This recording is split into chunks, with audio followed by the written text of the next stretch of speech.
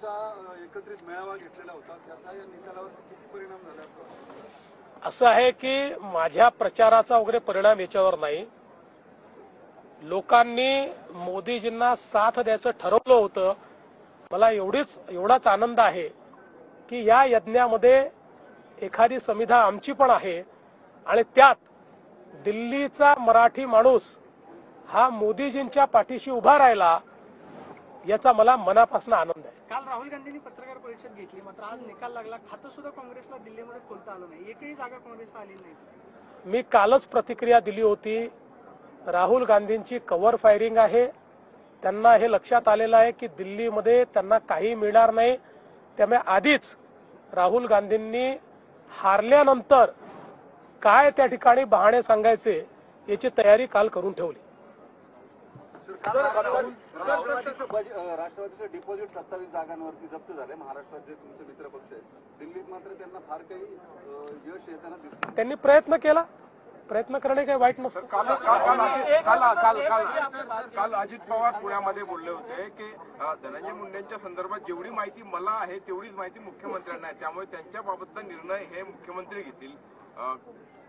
तुम्हाला जी माहिती आहे त्यानुसार काय तुम्ही निर्णय घेणार? ते काय बोलले मला माहित नाही.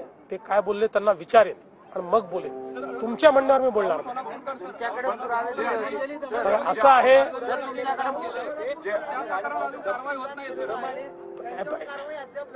असं आहे की पहिल्यांदा तर एक गोष्ट सगळ्यांनी लक्षात ठेवली पाहिजे की छत्रपती शिवरायांच्या इतिहासावर बोलत असताना जनभावनेचा विचार करूनच आपण बोललं पाहिजे.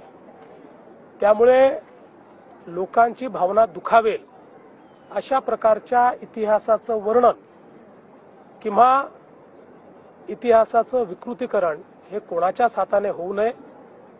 या संदर्भात त्यांनी माफी देखील मागितलेली आहे आणि त्या संदर्भात जी काही योग्य कारवाई आहे ती कारवाई होईल.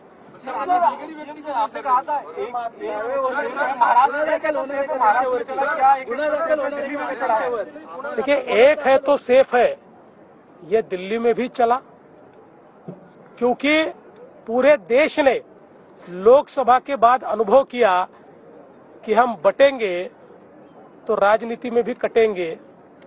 इसलिए एक है तो सेफ है का नारा ये पूरे देश ने स्वीकारा और मोदी जी के इस नारे पर पूरा देश एक हुआ और पूरे देश ने हरियाणा में, महाराष्ट्र में, अब दिल्ली में और इसके बाद आने वाले राज्यों में भी यही आपको दिखाई पड़ेगा. काँग्रेसच्या मतविभाजनाचा फायदा झाला. लाडक्या बहिणींचा तुम्हाला खूप फायदा झाला.